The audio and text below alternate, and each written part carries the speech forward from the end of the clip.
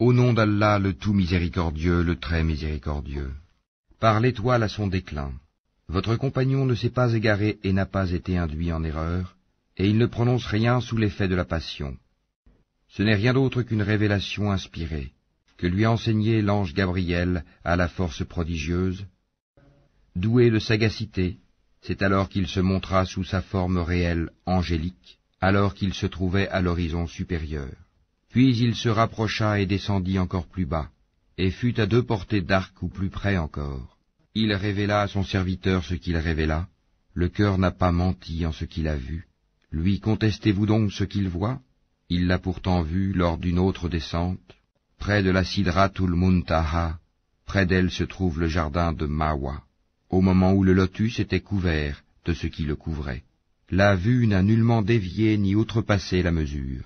Il a bien vu certaines des grandes merveilles de son Seigneur, que vous ensemble des divinités, Lat et Uzza, ainsi que Manat, cette 3e autre. Sera-ce à vous le garçon et à lui la fille? Que voilà donc un partage injuste. Ce ne sont que des noms que vous avez inventés, vous et vos ancêtres. Allah n'a fait descendre aucune preuve à leur sujet. Ils ne suivent que la conjecture et les passions de leurs âmes, alors que la guidée leur est venue de leur Seigneur. Ou bien l'homme aura-t-il tout ce qu'il désire? À Allah appartiennent la vie future et la vie d'ici-bas. Et que d'anges dans les cieux dont l'intercession ne sert à rien, sinon qu'après qu'Allah leur a permis, en faveur de qui il veut et qu'il agrée. Ceux qui ne croient pas en l'au-delà donnent aux anges des noms de femmes. Alors qu'ils n'en ont aucune science, ils ne suivent que la conjecture, alors que la conjecture ne sert à rien contre la vérité. Écarte-toi donc de celui qui tourne le dos à notre rappel, et qui ne désire que la vie présente. Voilà toute la portée de leur savoir. Certes, ton Seigneur connaît parfaitement celui qui s'égare de son chemin, et il connaît parfaitement qui est bien guidé.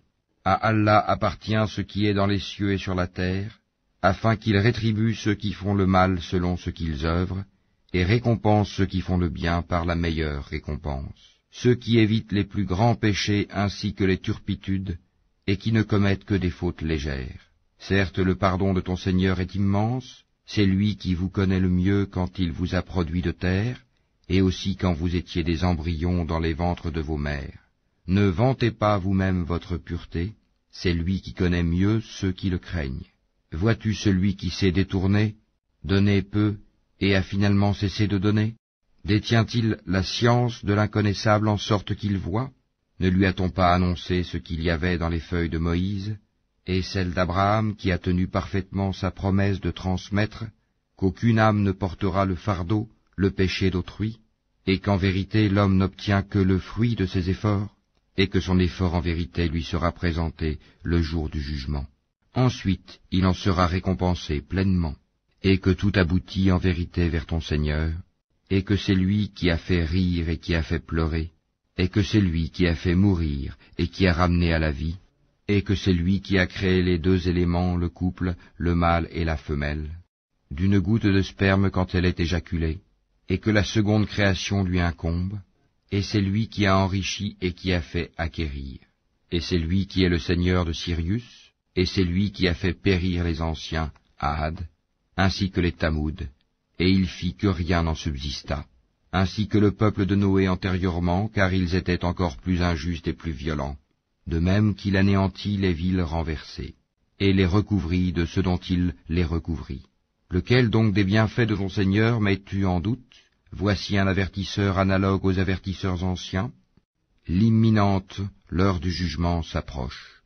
Rien d'autre en dehors d'Allah ne peut la dévoiler. Quoi, vous étonnez-vous de ce discours, le Coran, et vous en riez et n'en pleurez point, absorbés que vous êtes par votre distraction? Prosternez-vous donc à Allah et adorez-le.